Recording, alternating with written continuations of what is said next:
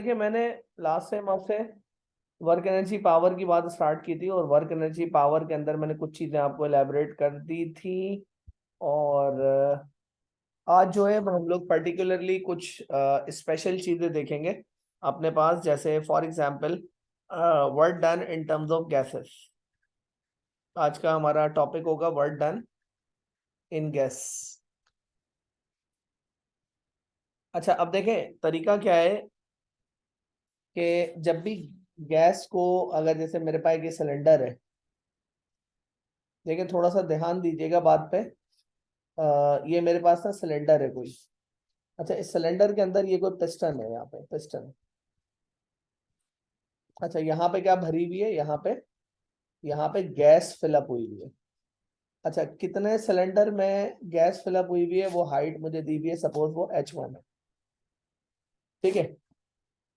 अच्छा, सिलेंडर का जो एरिया है या पिस्टन का जो एरिया है वो A है, तो इस वक्त जो वॉल्यूम ऑफ गैस है वो A1 मल्टीप्लाई बाय H है। अच्छा, अब क्या किया मैंने, अब क्या किया मैंने जो है वो उस गैस को थोड़ा सा इस पिस्टन के ऊपर लगाई फोर्स। ये जो पिस्टन है ना, इस पे मैंने फोर्स लगाई।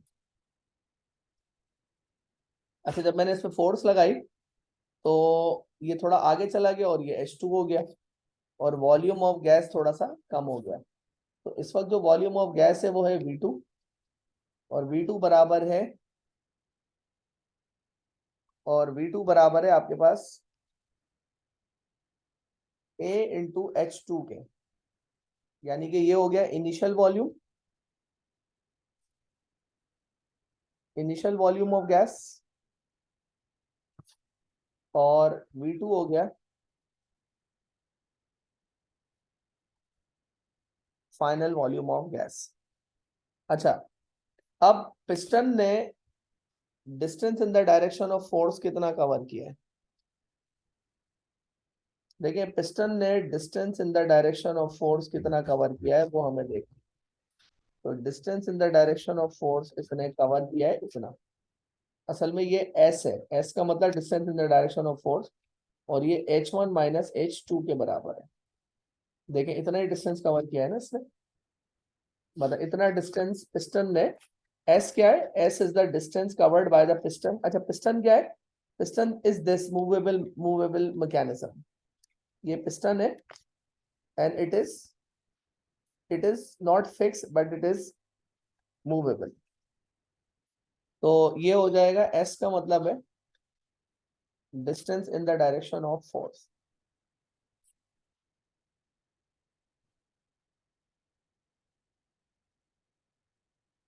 In the direction of force, so distance in the direction of force है, ठीक है। अच्छा, अब क्या हुआ, मैंने वर्क का फॉर्मूला लिखा। तो वर्क का फॉर्मूला होता है F इंटू एस। अच्छा, एक ओ लेवल से ना एक चीज रिकॉल कर रहा हूं, प्रेशर बराबर होता है फोर्स अपॉन एरिया के ना, और force would be equals to pressure times area. तो मैंने वर्क के फॉर्मूले में फोर्स की जगह रख दिया प्रेशर इंटू एरिया, और distance in the direction of force में रख दिया H1 माइनस H2। तो ये हो जाएगा W is equal to pressure AH1 minus AH2। तो मैंने लिख दिया work done is equal to pressure into initial volume minus final volume. तो ये हो जाएगा work done in terms of gases is equals to pressure into change in volume. ठीक है जी। अच्छा, अब देखें इसमें दो बातें हैं, या तो गैस कंप्रेस होती है, ठीक है, या तो गैस एक्सपैंड होती है। अच्छा, जब गैस कंप्रेस होती है तो ये कहलाता है work done by surrounding on the gas. ये कहलाता है work done by surrounding on the gas. और जब गैस एक्सपैंड होती है तो ये कहलाता है work done by gas on surrounding.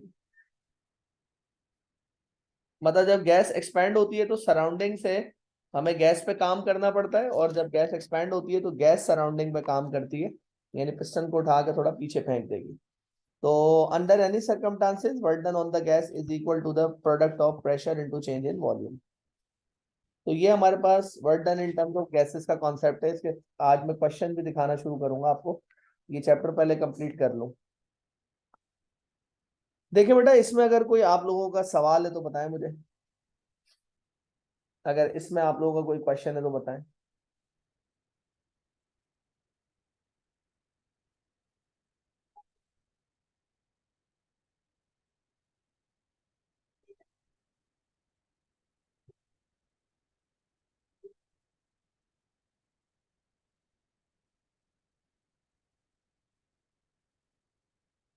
जी बेटा, कोई सवाल इसमें?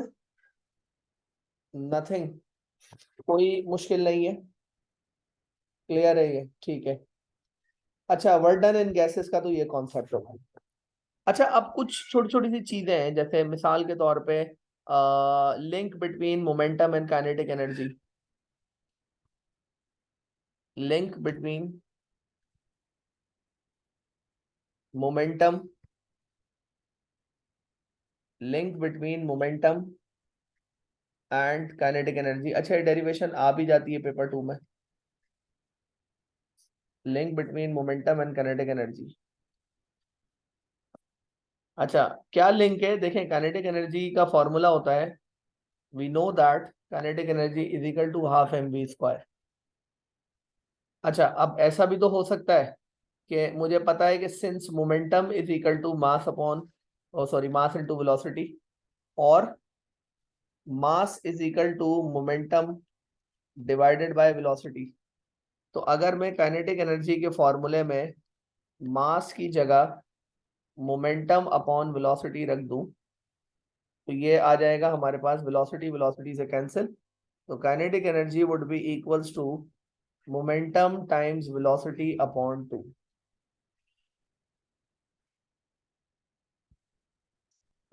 एक तो ये रिलेशनशिप आ जाएगा मोमेंटम में और काइनेटिक एनर्जी में।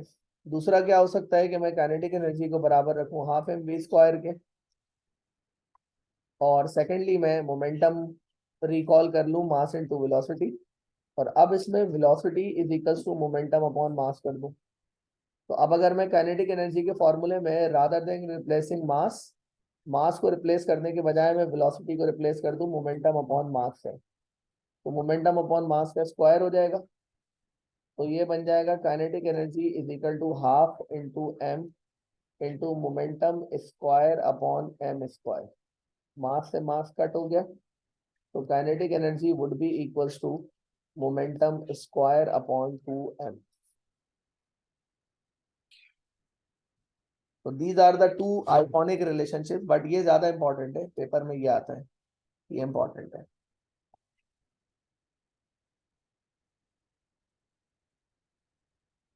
देखें, ठीक है बात यहां तक की?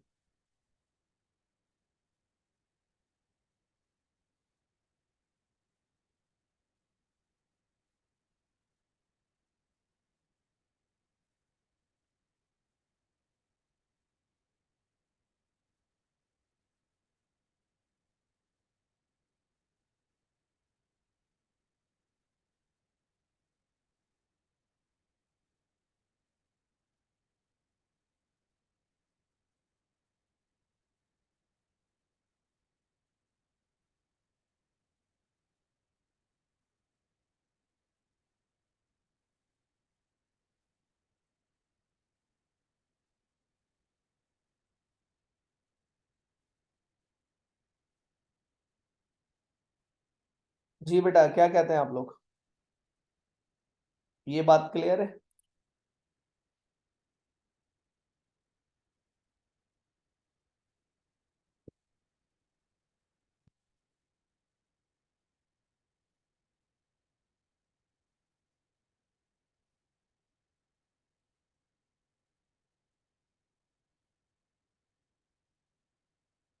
ओके, सो बेटा देखिए, अगर आप लोग की खामोशी है तो मुझे लगेगा कि आपको क्लियर है, तो फिर मैं आगे बढ़ जाऊंगा।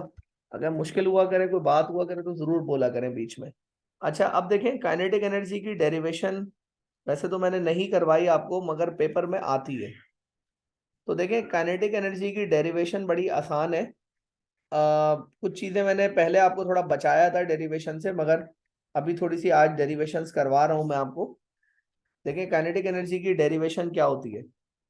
अगर मेरे पास एक कार्ट है, ये सपोज कोई भी टॉय कार्ट है, इसका मास m है और इसकी जो वेलोसिटी है यहाँ पे वो u है।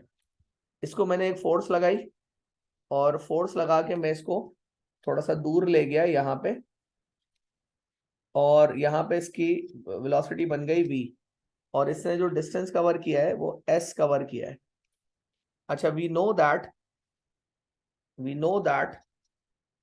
Work done is equal to Fs। we know this thing, work done is equal to Fs। so now we also know that F is equal to ma। तो मैंने F की जगह ma रख दिया। मैं जो रिप्लेस करता जा रहा हूँ साइड में लिख रहा हूँ कि मैंने F की जगह ma डाल दिया। अच्छा, मुझे पता है we also know that 2as is equal to v square minus u square. ये काइनेमेटिक्स की इक्वेशन है। तो इसमें मैं s की जगह पे v square minus u square upon 2a रख सकता हूँ। तो इस वाली इक्वेशन में मैंने क्या किया, ये वाली जो इक्वेशन थी W is equal to MAS, इसमें मैंने W is equal to MAS में S की जगह रख दिया v square minus u square upon 2a। तो a से a कट हो गया, तो ये बचेगा W is equal to M v square minus u square upon 2। तो अब इसको अगर देखें तो ये बन जाएगा W is equal to 1/2 M v square minus u square. तो ये जो फॉर्मूला है वो चेंज इन काइनेटिक एनर्जी का फॉर्मूला है, यानी कि work done is equal to change in kinetic energy. अगर इनिशियल वेलोसिटी 0 है, इससे अगर मैं यहाँ साइड पे एक बात लेके आऊं, अगर इनिशियल वेलोसिटी 0 है तो ये फॉर्मूला बन जाएगा work done is equal to half m v square. तो ये भी डेरिवेशन हो सकती है। ये कब होगी, when u is taken as 0। तो वर्क डन को हमने काइनेटिक एनर्जी की फॉर्म में चेंज कैसे किया, ये पूरा उसका सेटअप है और ये पूरा उसका तरीका है। यहाँ पे मैंने s is equal to v square minus u square upon 2a से रिप्लेस किया। तो ये काइनेटिक एनर्जी की डेरिवेशन है।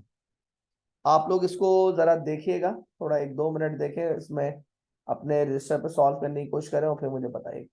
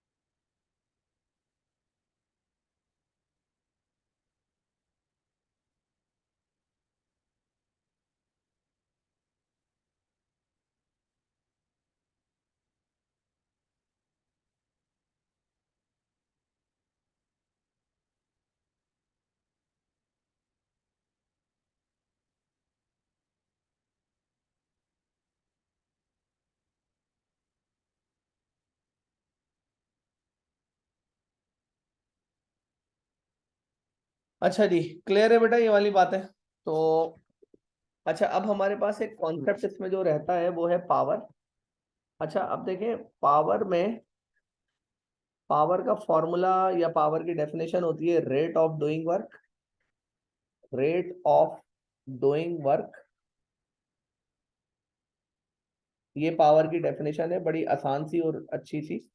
अच्छा, पावर की फॉर्मूला बन जाएगा W divided by T. Power का ऐसा यूनिट होता है वॉट, शायद आपको ओ लेवल्स से पता होगा ये। वॉट को कैपिटल W से शो करते हैं। वर्क का ऐसा यूनिट है जूल्स, और जूल्स को कैपिटल J से शो करते हैं। और टाइम का ऐसा unit we know that is seconds, और सेकंड्स को स्मॉल s से शो करते हैं। तो वॉट बराबर है जूल्स पर सेकंड के।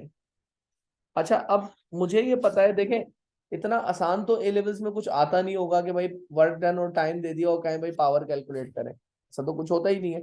अच्छा, वर्क को मैंने रिप्लेस कर दिया किससे? एफ एस से। अच्छा, जब मैंने इसको एफ एस से रिप्लेस किया तो ये हो गया F S upon T. S upon T खुद क्या होता है? डिस्टेंस अपॉन स्पीड क्या होता है? Distance divided by time, sorry, distance divided by time क्या होता है? S upon T. मैंने वर्क को एफ एस से रिप्लेस किया, मैंने इसमें क्या किया है, W को एफ एस से रिप्लेस कर दिया।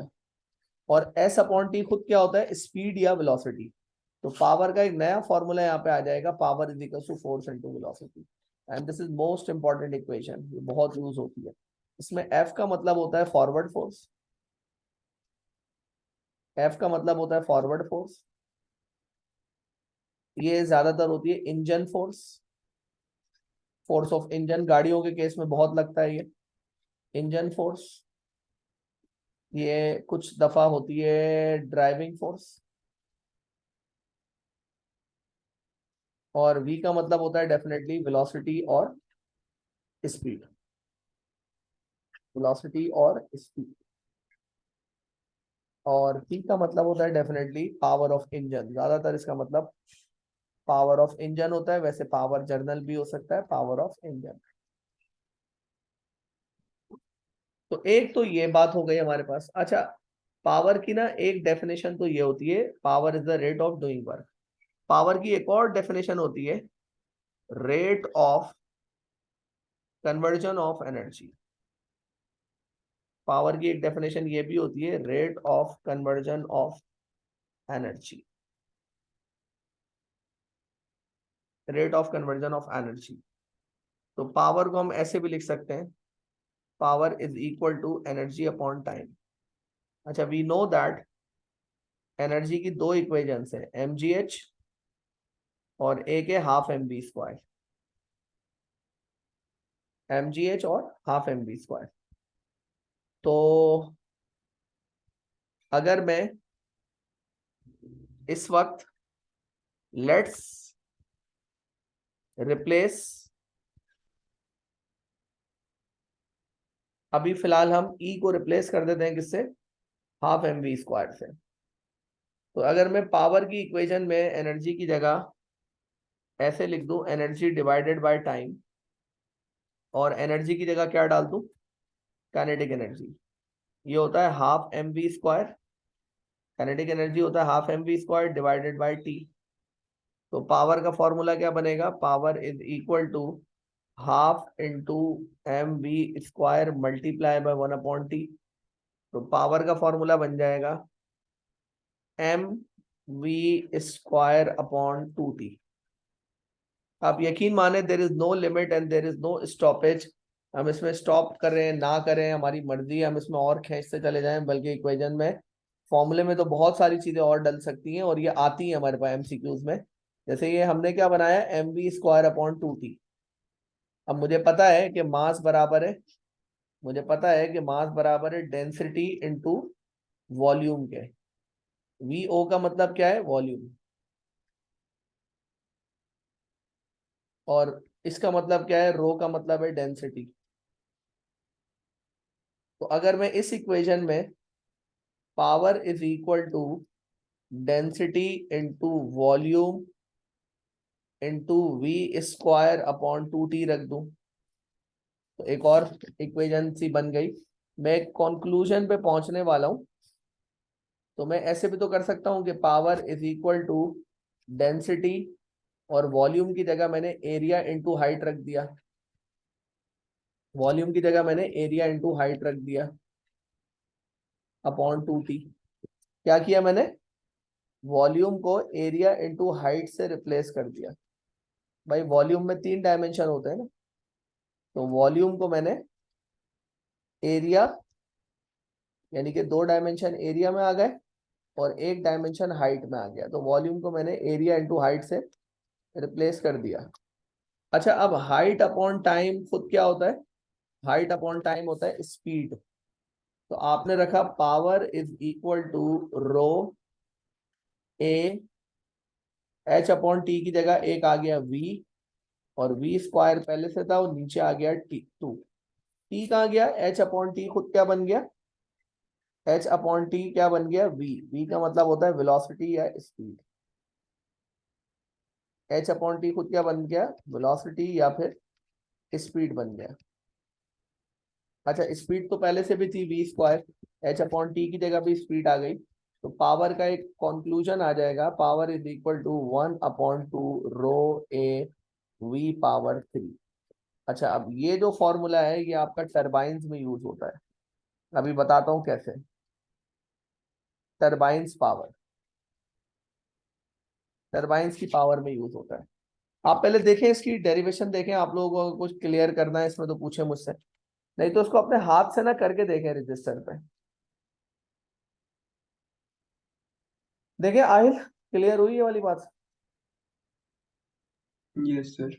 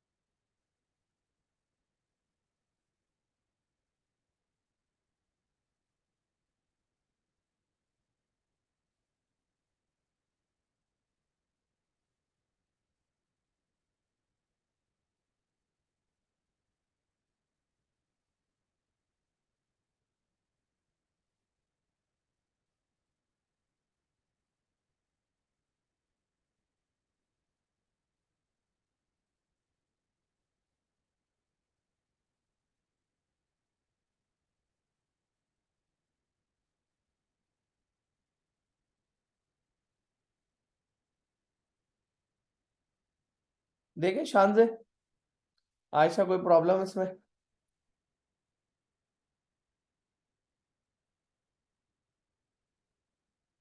नहीं। अच्छा, अब देखें ये इक्वेशन इस्तेमाल कैसे होगी। पावर का एक अजीब सा फॉर्मूला आ गया, 1/2 रो ए वी पावर 3। अच्छा, अब ये यूज कहाँ पे होगा, देखें हम लोग ओ लेवल में पढ़ते थे, ये विंड टरबाइन्स होते हैं ना। अब जैसे ये विंड टरबाइन है, ये विंड टरबाइन की ब्लेड्स है, ठीक है जी, ये बेटा विंड टरबाइन की ब्लेड्स है, ठीक है। अच्छा, इन विंड टरबाइन की जो ब्लेड्स है ना, इनका टोटल एरिया मुझे पता है कि इन विंड टरबाइन की ब्लेड्स का टोटल एरिया 2 मीटर स्क्वायर है, ठीक है। अच्छा, इस पे जो है वो हवा या पानी आके टकराता है, ये हमें पता है। ये विंड टरबाइन में या तो पानी को हाइट से फेंकते हैं या एयर ब्लो करते हैं, तो जैसे अगर क्या कहलाता है, ये विंड विंड पावर स्टेशन है, तो उसमें विंड आके टरबाइन से टकराती है।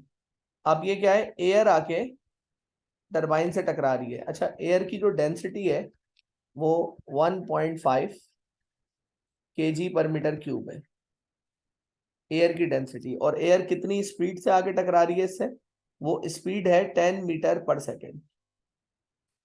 तो मैं ये टरबाइन कितना इलेक्ट्रिकल पावर जनरेट करेगा वो निकाल सकता हूँ।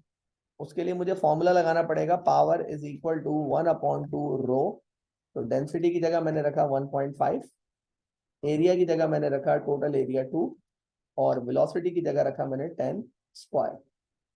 तो 2 से 2 कैंसिल हो गया, तो ये बचेगा क्या हमारे पास, 1.5 इंटू 100, तो answer is going to be 150। यानी कि इस टरबाइन से 150 वॉट का पावर जनरेट होगा। तो डेफिनेटली ये जो फॉर्मूला है इसमें रो का मतलब होगा, density of fluid, density of fluid, fluid की डेंसिटी,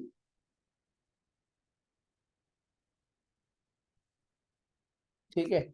और ए का मतलब होगा एरिया ऑफ टरबाइन, और वी का मतलब होगा स्पीड ऑफ, फ्लूइड, फ्लूइड का मतलब वाटर या एयर, कुछ भी हो सकता है ना। और इसका भी मतलब ये फ्लूइड का वाटर या लिक्विड हो सकता है कोई, या फिर गैस हो सकती है, यानी एयर या वाटर। तो ये फॉर्मूला तो ऐसे होगा हमारे पास, ठीक है। तो अब पावर के और फॉर्मूले भी बना लेते हैं थोड़े से, और फिर उसको देखते हैं। अच्छा, पावर में मैंने आपको बताया कि पावर होता है वर्क डन अपॉन टाइम, बता चुका हूँ। तो मैंने क्या करा, वर्क डन को एफ एस से रिप्लेस किया था, और एस अपॉन टी को वेलोसिटी बना लिया था। तो पावर का एक इक्वेशन ड्राइव हुई थी हमारे पास, कौन सी, power is equal to force into velocity, power is equal to force into velocity. Now the second thing is power is equal to 1/2 rho A V power 3, ये भी हमने अभी देखा है। अच्छा, पावर में हम एनर्जी अपॉन टाइम का फॉर्मूला लगा सकते हैं। तो now let's replace energy with,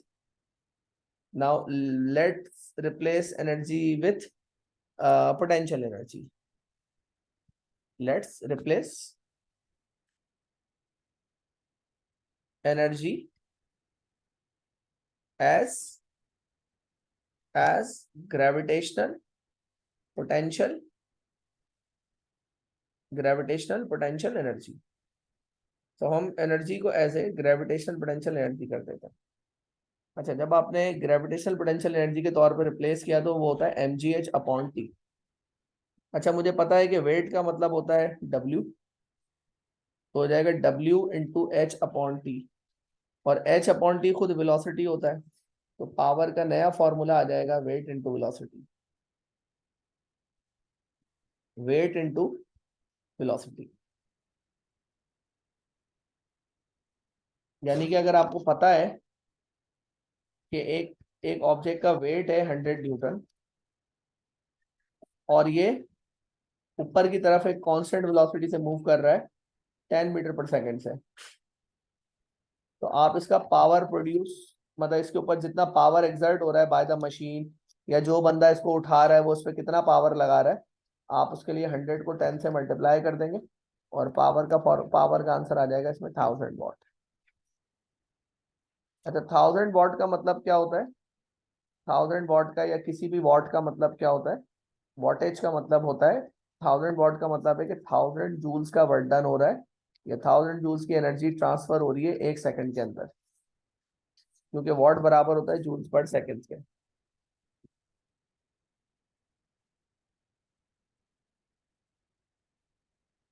देखे, ये वाली बात सही है, तो फिर थोड़ा आगे बताऊं।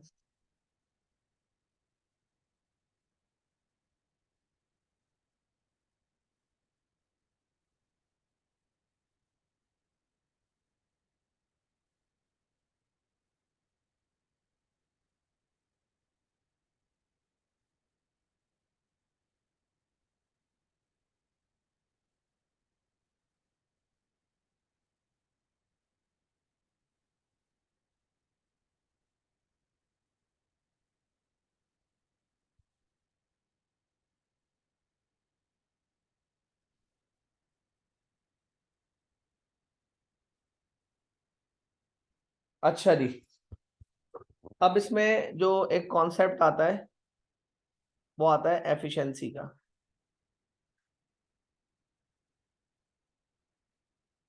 अच्छा, एफिशिएंसी क्या होता है? एफिशिएंसी होता है, efficiency it is defined as, it is defined as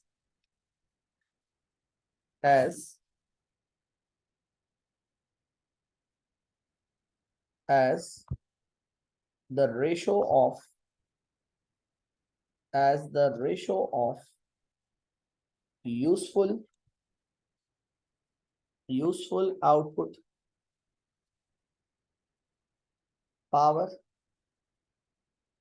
useful output power or energy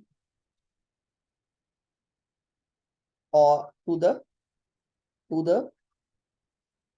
total input, to the total input power और एनर्जी। ये इसकी डेफिनेशन है। अच्छा, अब देखिए हुआ क्या, बहुत आसान है। अगर मेरे पास कोई सिस्टम है, मतलब सिस्टम का मतलब आई मीन कोई मशीन है, उस सिस्टम को मैंने एक एनर्जी दी इनपुट पे, और ये कहलाती है टोटल एनर्जी। टोटल एनर्जी जो आपने इसको इनपुट पे दी, ये आपने इसको टोटल एनर्जी ईटी मतलब टोटल एनर्जी इनपुट पे दी। इसके अगेंस्ट इसने एक आउटपुट एनर्जी जनरेट की, यूजफुल आउटपुट एनर्जी, और थोड़ी सी एनर्जी इसकी लॉस हो गई। तो अब अगर आप इसकी एफिशिएंसी निकालते हैं तो एफिशिएंसी का सिंबल ये होता है, ये एफिशिएंसी का सिंबल है, ये एक ग्रीक सिंबल है ईटा, ये एफिशिएंसी का सिंबल होता है हमारे पास। एफिशिएंसी होगी इस केस में ई ओ, यानी यूजफुल आउटपुट एनर्जी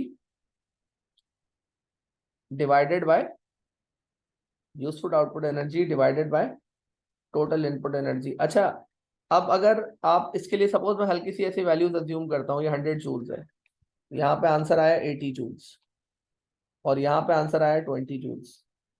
तो हमें ये पता है कि टोटल एनर्जी बराबर होती है किसके, useful output energy plus loss energy के। तो अगर आप एफिशिएंसी इसकी कैलकुलेट करते भी हैं तो वो आएगा 80/100। तो आंसर आ जाएगा, एफिशिएंसी का कोई यूनिट नहीं होता, it has no unit, it has no unit. Efficiency का वैसे ही कोई यूनिट नहीं होता।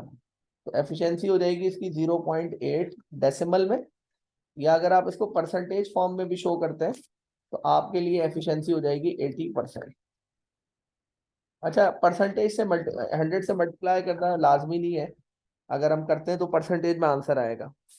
अच्छा, एफिशिएंसी का फॉर्मूला ये भी हो सकता है, useful output upon total input की जगह आप दोनों एनर्जीज लिख दें, मतलब लॉस एनर्जी और ये लिख दें टोटल के बराबर ही है। तो ये भी आपका जो है वो एफिशिएंसी का फॉर्मूला हो सकता है। अच्छा, एफिशिएंसी आपकी कभी भी, अगर हम 100% से ज्यादा हो ही नहीं सकती ना efficiency, it's not possible to have efficiency more than 100%। तो 100% से कभी भी एफिशिएंसी एक्सीड नहीं कर सकती। अगर एफिशिएंसी 100 आ रही है, 100% आ रही है या 1 आ रही है, तो इसका मतलब है कि ये आइडियल सिस्टम है। कोई आइडियल सिस्टम वो होता है जिसमें लॉसेस बिल्कुल भी नहीं होते, और ऐसे सिस्टम से बुक्स में किताबों में एग्जिस्ट करते हैं, प्रैक्टिकल कोई सिस्टम ऐसा नहीं होता। अच्छा, अब देखिए ये जो है ना, ये फॉर्मूले ना हमारे इसकी टर्म्स में भी हो सकते हैं। जैसे मेरे पास ये कोई सिस्टम है, इस सिस्टम को मैंने एनर्जी दी, एनर्जी नहीं दी बल्कि अब इस वक्त इनपुट पावर दे दिया, टोटल पावर। और पावर डेफिनेटली वॉट में होता है, जैसे 2000 वॉट का पावर दिया, इसमें यूजफुल आउटपुट पावर आया कितना, सपोज 100 वॉट आ गया, इसमें कुछ पावर जाया हो गया, लॉस पावर हो गया, तो लॉस पावर भी इसमें 100 वॉट हुआ है। तो एफिशिएंसी आप पावर के टर्म्स में भी लिख सकते हैं कि output power divided by total input power, या फिर output useful output power divided by output power plus loss power. तो इस तरह से भी आप एफिशिएंसी को एक्सप्रेस कर सकते हैं पावर के टर्म्स में। तो efficiency can be calculated in terms of energy और it can be calculated in terms of power. ठीक है जी, ये वाली बात है हमारे पास।